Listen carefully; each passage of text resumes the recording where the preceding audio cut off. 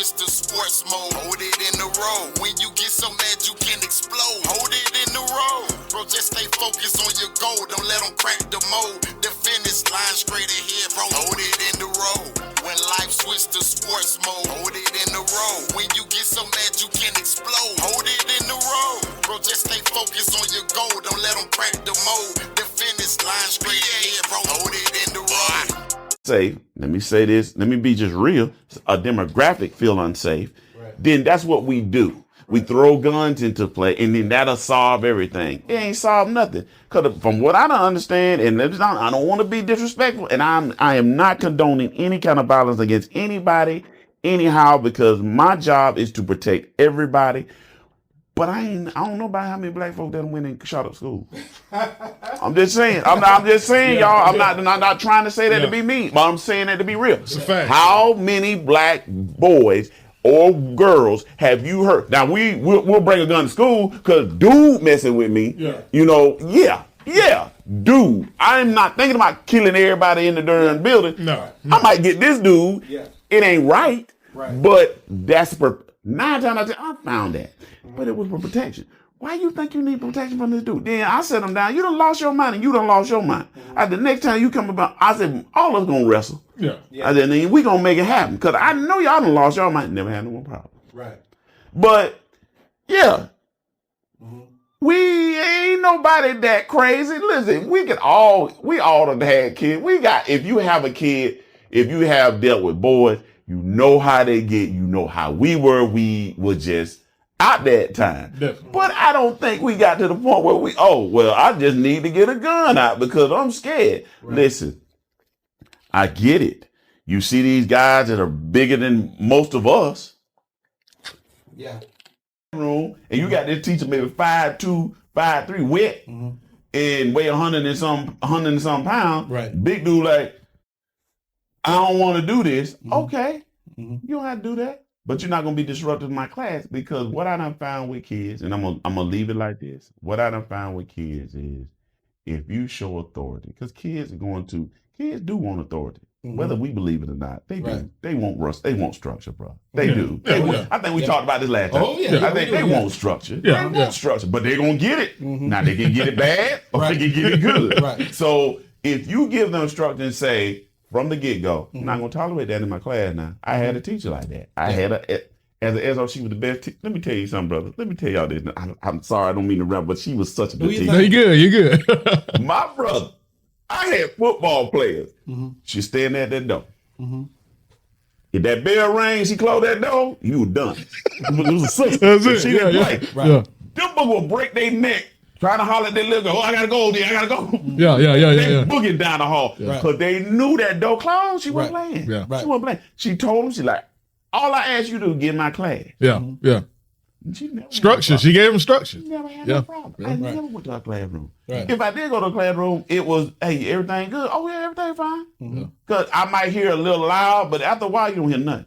But she didn't play that. And they knew that. Yeah. But she cared about them, too. See, that's the difference. You can get mad at somebody. You can get all upset, but she didn't let them fail. And she told them, I'm not going to let you fail. Right.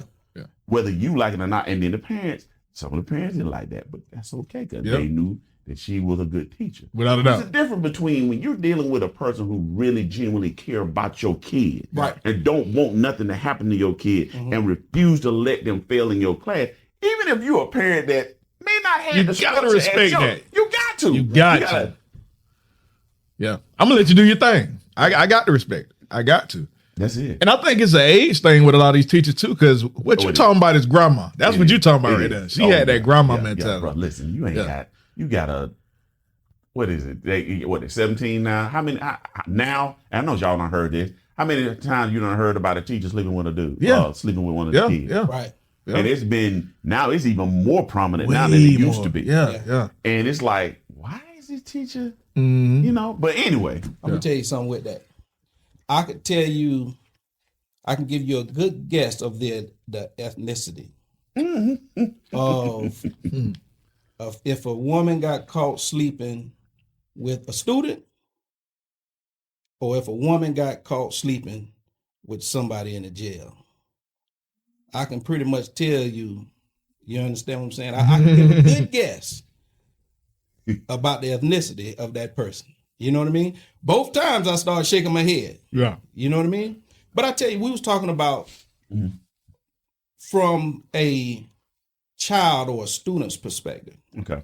But with all the pressure being put on these teachers, you know what I mean? From that perspective, as far as, hey, look, I just don't have the time to deal with, you know what I mean? What you got going on. I got a class to teach, and a lot of this is about performance and school grading and things like that, and standardized testing. So they have to get these kids to a certain point, and that sometimes affect their pay. It does. So from that perspective, could you kind of understand, like, some of these teachers, like, look, we just don't have the time to invest in this person, because they quick to get a child out of the school and put them in a whole different program. Because it's like, hey, look here, I don't have time to deal with this. Whatever issues you got going on, there are other programs that we could put you into and things that we'll try before we get you up out of here. But you're on your way to going to a completely different school with people that know how to deal with that. You know, so just coming from the teacher's perspective, even when you're talking about protection, because right here in Tallahassee, we don't have too many of those problems where, you know, I think teachers, you probably have some that feel like, you know, they may need, you know, some type of protection for themselves. But you got these other places like, even right there in Atlanta, Miami, Jacksonville, you know, you go on and on and on, Indianapolis, you know, Chicago, California, real bad with it, you know, to where you actually got gang members, young gang members that come into school with guns and things like that, you know. So, right here where we're at, we may not have that problem. The problem's out there. Do I agree with it? Absolutely not. You know what I mean? There's got to be some kind of other way to solve it. And another thing, no, we don't go up in schools. We're not the ones shooting up the schools. That's not where we do our worst work.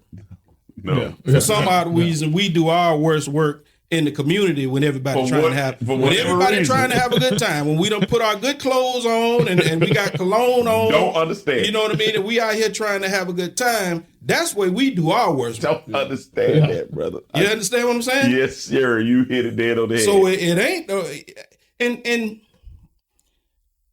help me understand this. Yes, sir. Some people don't want what happens in our community described as a mass situation. You know, they just don't want it described that way. I just don't get that. I mean, you understand what I'm saying? See, they say it's different when they do it, but to me, it happens so much. A lot of it don't even get reported or heard about, but it's still a mass situation. But my brother, it goes back. And we ain't got enough time. I know we ain't got enough time to talk about the systematic racism that's here that nobody wants to talk about. But it's just like, that don't exist anymore. Yes, it does. It exists with the media. Media are gonna report certain things because they want to get you to a certain mentality of how things are. Just like our brothers and sisters who came before us in the Civil Rights Act, they put things in your head to make you think that you are not good enough and you are crazy. Then you are not crazy. You are not that way. But because of how people are portrayed, that goes back all the way back around to what you were saying about the teachers, of how they look at young black boys. They don't see them outside of here, man, other than football and the extracurricular activity. Yeah, okay, we got them young brothers in there, but you don't see the brothers that maybe be up in the stands that got to go home to 5 or 6 darn siblings, what we just talked about. They got to deal with the craziness about dad ain't there, but I'm dealing with everybody trying to make sure that all my siblings get home and not get shot. And then I got to deal with mama is working 2 or 3 shifts. No, she's not a welfare person. No, she's working 2 or 3 shifts so she can make sure that we can have freaking some food on the table. But you don't hear that. Don't hear about that. But you hear about, oh, she's sitting on the stool. No. You don't understand. Mama's sitting on the stool because she just got off work. And she's trying to make sure that you get home. So when they get back in the crib, now she got to go back to work because she got to make sure that she's taking care of you. It's a portrayal of how we look to everybody. Mm-hmm. So it goes right back around to that teacher who is of maybe another culture that's saying, oh, well, I don't know why he acts like that. Well, the problem is that this young man, these young people are dealing with so much you don't know. But guess what? Insurance company, I'm sorry, I got to go here. Insurance company. Let me go back a little further. Let me go back, y'all. I'm sorry. I got to go back because I got to get context. I got to get context of where I'm going. Yeah. Mm-hmm. If you sit there and watch your wife get raped, if you sit there and watch your daughter get raped, you sit there and watch your aunt get raped, and it goes from generation to generation, and now you're free. But that trauma is not gone. I'm cool with that. No, it goes and moves, and you still tell me that I'm not good enough. I still try to do everything I can to be good enough. I go into your military. I take care. I do everything that I'm supposed to do in the military. But you still not good enough to go and get a cup of water at a darn counter. This is traumas. These is traumas that's going through the generation. So you getting it. You ain't gave me no kind of mental health to nothing. Mm-hmm. You ain't did nothing. So all this, as a boy, I see this.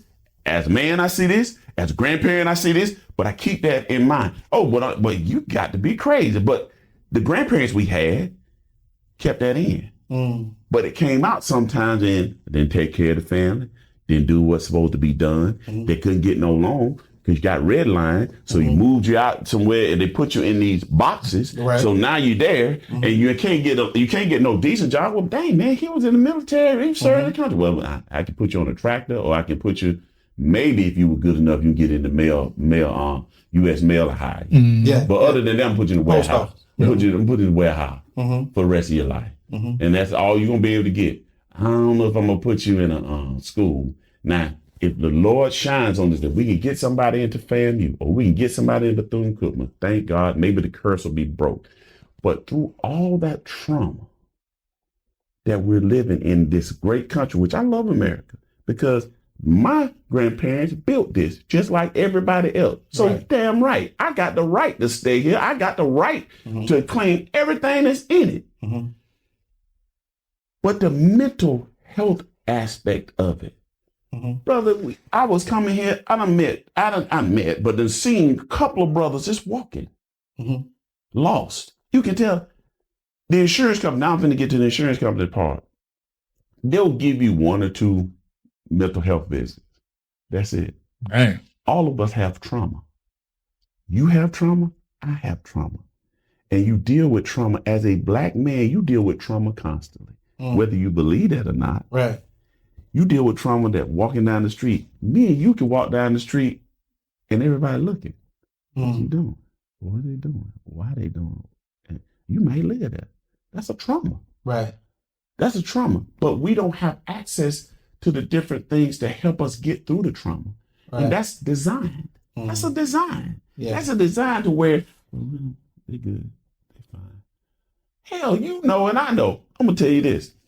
And I went there to say, we're dealing with so much in society that we're portrayed a certain way. We don't get what we need health-wise, mental health-wise. I'm not talking about health-wise, physical-wise, mental health-wise. Mm-hmm. So what you going to do? You're going to look at the people that supposedly are claimed to be the examples. Mm-hmm.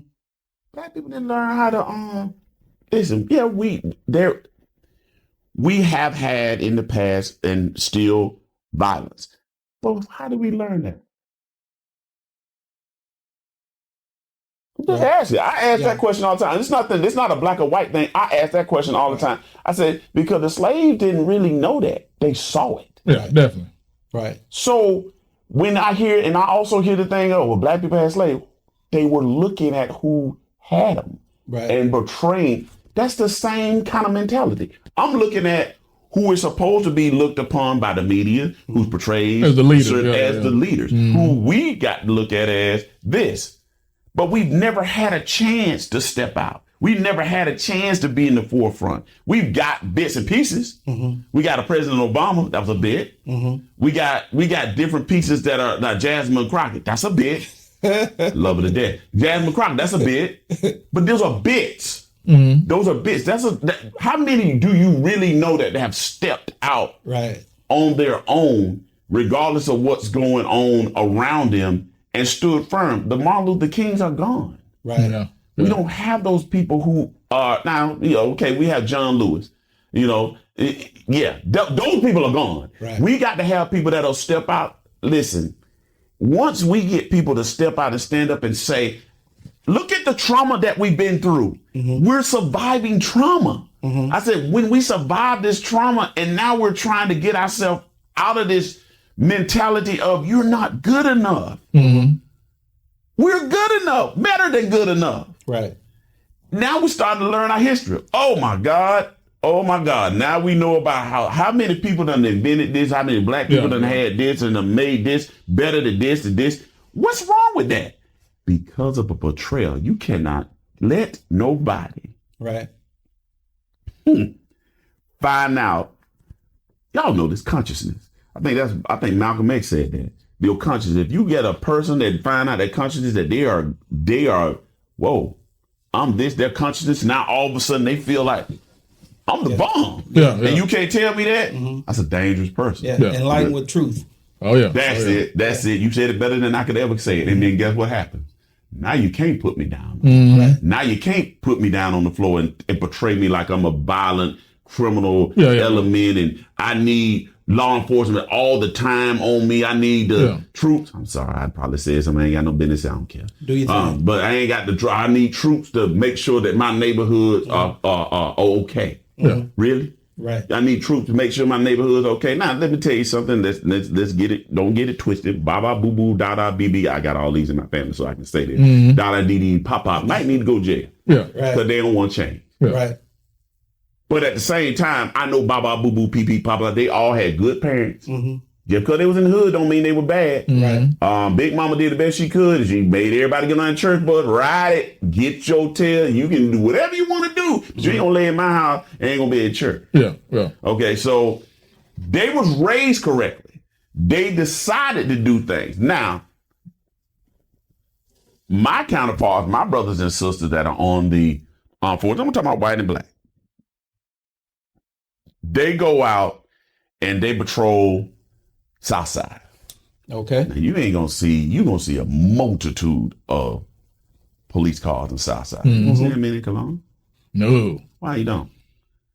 That's a betrayal. That's something that's media done put out there. Oh, yeah, man, they violent all the time. Every time you turn around, you hear something going, yeah. If you put me under a microscope, I can't even breathe, move, pee, whatever. Absolutely. You'll find something. Bro, I promise you, if I be around you long enough, I'll find something. Without a doubt. I'll find something. Yeah, we ain't perfect. No. So you're saying that Southside is over policed? I think so. I think one of the things that I was told when I was a young deputy, and I use that and I keep that in my back of my mind. Don't stay in that damn patrol car. Right. Get out and talk to people. Right. Why are you in a patrol car? Get out and talk. Even if the boys are doing what they ain't got no business doing. Man. Guess what? They'll respect you. And you tell them, because they will. Yeah. They will. One of my best friends, big time. But you know what? Even he knew where I was going. When we were in college, y'all, when we was in college, I knew what he was doing. Yeah. He didn't bring that around me. That's good. He saw what I was trying to do. Good. Look, bro, no. We can't hang out today. Two different paths. Yeah. And did I get mad at me? I didn't want him to do that because I knew where it was going. But at the same time, I said, he's a human. I know this dude. See, the people don't understand. I know this dude. I know this dude hard. He ain't out there just out there looking to kill nobody, but he gonna defend himself. Yeah. You know what I'm saying? And unfortunately, he's smart as a whip. If you talk to some of these brothers that in the game, man, they got smart as a whip. A lot of them calculated. Smart as well. I said, bro, you got product. You doing this? I said, you just, I got product here. You got to, you can put that skill in something. Yeah. Get me wrong. Hit me what you good in. It's bad. Yeah. You got product. You got this. You got to move it. You got it. I said, you just talked about supply, demand, marketing. You just marketed and you did everything whole business that you plan. would go to school to do in a business class. Yeah. Oh man, I'm just telling you that's all it is. I said, but you doing it the wrong way. Yeah. How did that person turn out? Unfortunately, he had to go to prison, but he's back and he's doing what he can. I'm gonna tell you this: he's not in the game no more. But I will say this, and this is wrong for me to say this, but I gotta say it. Do your thing. He saved all his money. He moved all of it out of his name, moved it in his mom's name. His mom passed away. God bless her. But they can't mess with his money. You said a whole lot. No, and a lot of that can tie into some current events. And forgive me for not writing it down. No. But I got to ask you a few questions. Go ahead. Justice Ketanji Brown, she getting some backlash right now because she equated being black as having, being disabled. Now, you basically just made a case for what she was saying. Absolutely. But to just say that just merely being black is a disability, how do you treat it? I mean, for the lack of a good question to ask, right. Because if it is a disability, just being black, which, like I say, she's getting a lot of pushback for. You know what I mean? How do you treat that system? But that's where we as a community, I mean, that's where we as community got to stand up and say, listen, just because this is not the disability, it's the things that are put on us that disable us from getting to where we want to be. Not so much of being black in America. And I think they took it out of context too with her saying that. I think she should have explained it more. Yeah, because I didn't hear that. I just know that she's getting back. I listened to a little bit of it, but I didn't listen to the whole thing. I think she's getting a lot of backlash on something that she was saying it in the context of, it seems like every time that we try to make strides or do something or make it to a certain aspect in life, or we question certain things, it's like but you're African American. Yeah. What's the genre now is y'all get everything. Right. Have you heard that? We get everything. Oh, now we get everything. Oh, well, African Americans, that's y'all got everything. Really? Yeah. We did. And we don't make up, God, man. Do we make up even a percentage of anybody who has wealth in this country? I don't even think it's even 1%. I think maybe 0.5%. Yeah. I don't know. But my thing is based upon wealth, and it's based upon power, and it's based upon what you are doing, how your communities is moving forward. If you look at the black community, and I'm not saying that we're not making strides, but we are so far behind. That's why I went all the way back to slavery, brother. Yeah. And that's why she's saying that. Right. She's not saying that to say, yes, we're disabled. We're disabled because we have been disembarked from all of what America offers. Who is supposed to solve our problems for us? Us. Right? And we're not, and it goes back to what we just talked about this again. We don't have no Martin Luther King no more. We don't have we have leaders. No, don't get me wrong. Don't hit me what you good at. I always say that. My wife said, stop saying it. Like an old man. I said, but we have the Barack Obamas. We have the Jasmine Crockett's. What I said, they were like pies, peaches. We have the, Hakeem Jeffries. But they can only do so much because what has happened is I can tell you that you're better than me. And you might believe that. What it is our community is so splintered because we don't look at the holistic of how we can get ourselves together. Like, you know what I would love for all of us to do is go and find a book on Tulsa. How Tulsa did things. All these black cities that were prominent back then. Guess what they did? They figured it out. But because of the media, what you were just saying, what are all the different things that said, you're better. Don't worry about them. You're better. And we buy into it. It's a mentality that we buy into. But if we all got together and said, you know what, we're going to shop at black businesses. We're going to start going to black grocery stores. We demand black grocery stores. Wells Fargo, you're not finna move from the South Side. We don't have any banks. We have one bank.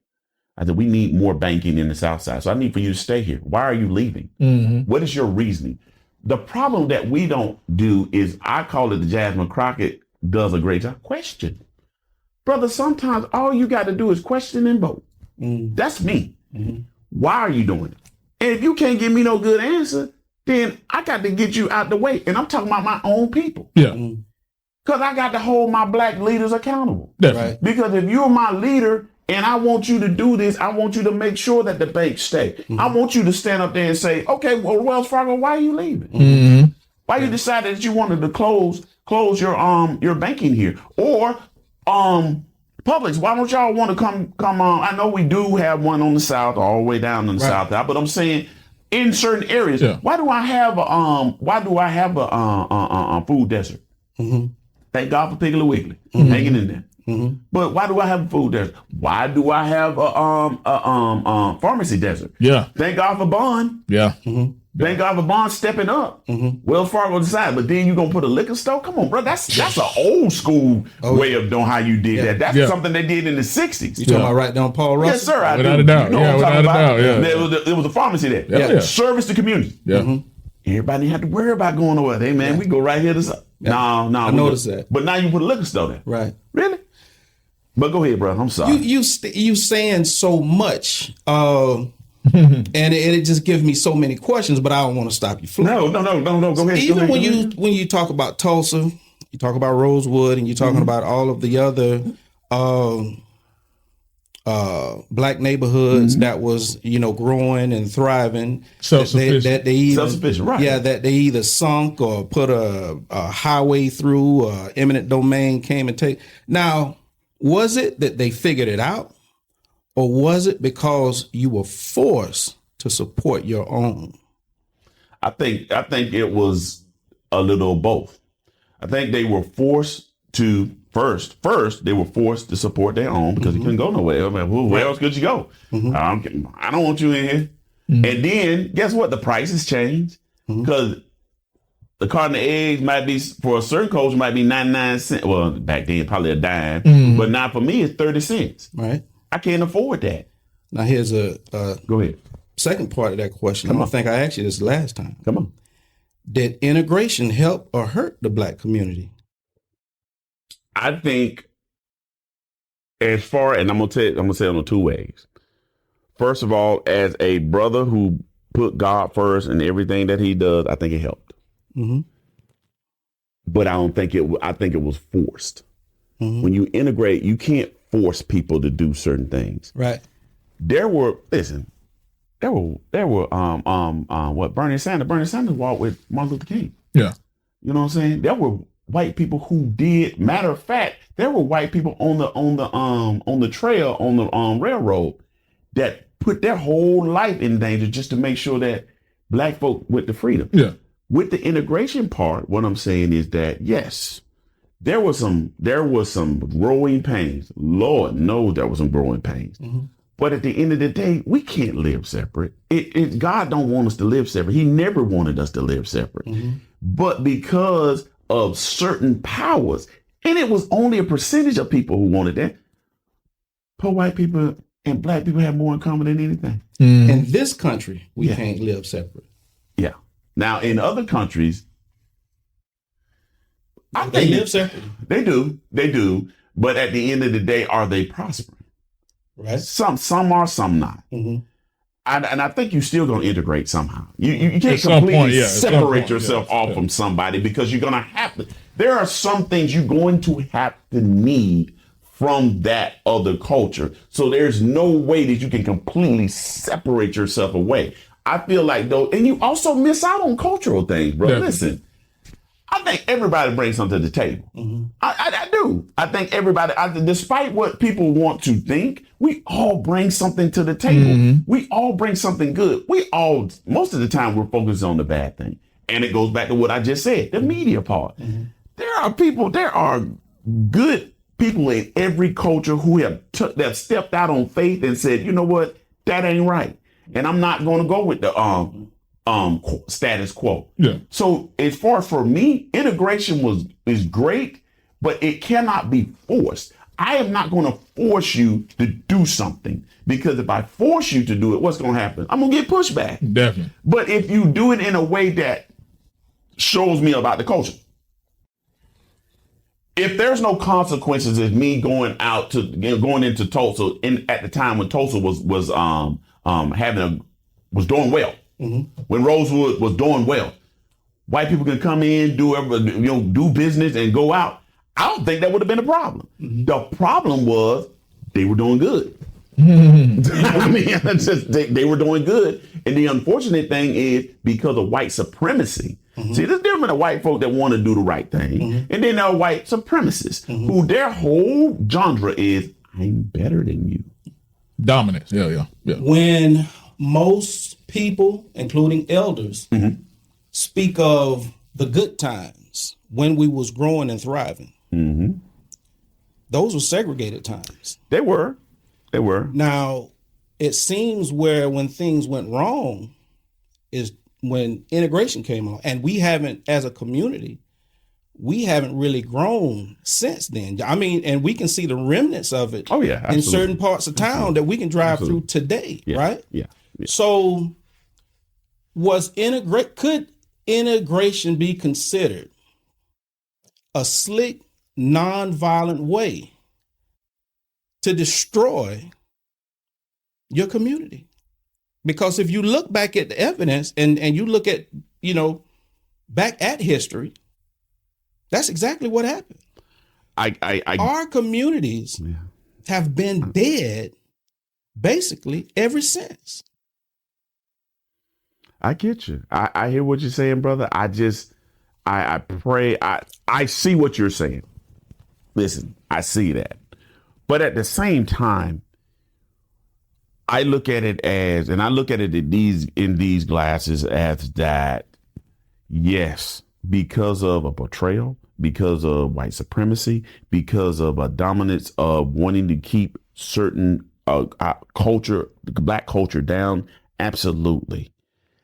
But I just don't think, because of the power that's in this country, there are certain people that have the power that are still white supremacists. Absolutely. But there are some white people that do go out of their way to help black folks. Absolutely. Make sure.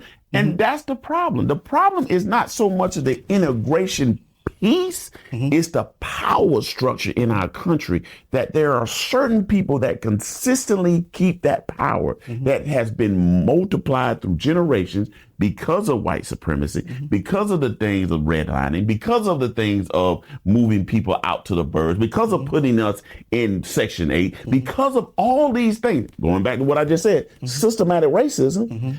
That's the reason why. I don't think it was the integration piece. I think it was more of the systematic racism piece that portrayed it like, oh, yes, this is terrible. This is why our communities are bad. I don't think it was integration. I think it was more of the systematic racism that was put in place to make it to where I was just talking about the pharmacy leaving, right? The buildings, dilapidated buildings, all the different things on the south side that were moved out because of that systematic racism dealing with the banking system. Oh, well, you know what? That land is not as good as this land over here. Hell, let's just be real. If I darn get a house, put your pictures up in that house, and then I tell you what, got my friends, my partners, and that I'm down with that are white, put their pictures up in it. Who you think and that goes on now. Right. You sell the house.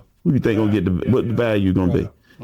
That's what I'm saying. I'm not saying the integration part. I get what you're saying as far as the integration piece, because my mama integrated her school, so she tells me about all the terrible stuff that happened. But she also tells me about she was a good person. She was a good person. He was a good person. So that tells me integration wasn't so much as the aspect of being terrible or bad. It was just a white supremacy part of it and all of the systematic racism that came with it that made it look like, oh, this is terrible because there is no money going to the black people, or there's no money going to the culture to make sure that it's even, to make sure that we have grocery stores here and grocery stores there, make sure that we have banks here and banks there, or make sure we have pharmacies here and pharmacies there. No, because it was that supremacy, that systematic racism, not integration. I just don't believe it was integration. I believe it was systematic racism that kept things in place. Or tried to keep things in place. Let me put it like that. Financial problems that we have today. Who benefited the most from integration? Financial integration, of course, white people, because of redlining. Yeah. I mean, one of the most important aspects is redlining. And we stopped supporting each other when we was as soon as they say, hey, look here, you can shop here. All the places that we've been supporting is gone. Yeah, you're right. You know what I mean? Now, I also want to say this. Yes, sir. In my lifetime, it seems that we all know the problems. What I haven't heard in my lifetime, and that came to a head when we seen the Black Lives Matter organization make it all the way to Hillary Clinton. They had Hillary Clinton like in a room no bigger than this one. And she spoke to him and she told him the truth. If I give Hillary Clinton any credit, she told those she did. Those members of Black Lives Matter the truth. You have to have a plan ready to go.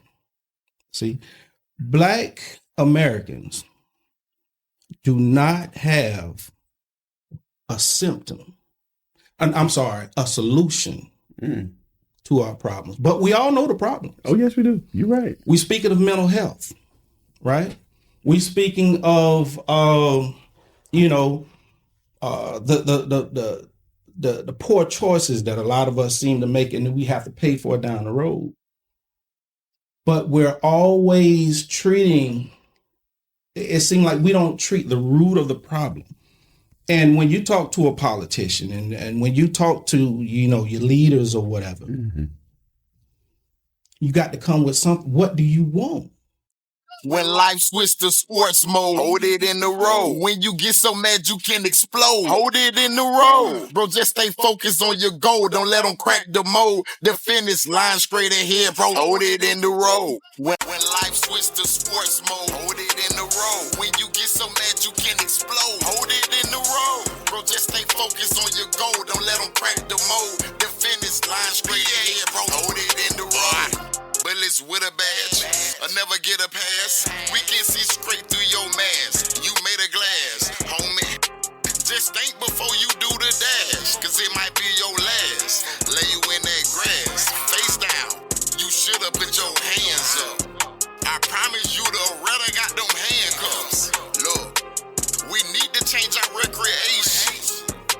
Let's focus on some education. How about let's fight for our reparations? How about let's teach our next generation? Big Bad Harold, Mr. Gray Fox. Let's give them motivation. When life switch to sports mode, hold it in the road. When you get so mad you can explode, hold it in the road. Bro, just stay focused on your goal. Don't let them crack the mold. The finish line straight ahead, bro. Hold it in the road. When life switch to sports mode, hold it in the road. When you get so mad you can explode, hold it in the road. Bro, just stay focused on your goal. Don't let them crack the mold. The finish line straight ahead, bro.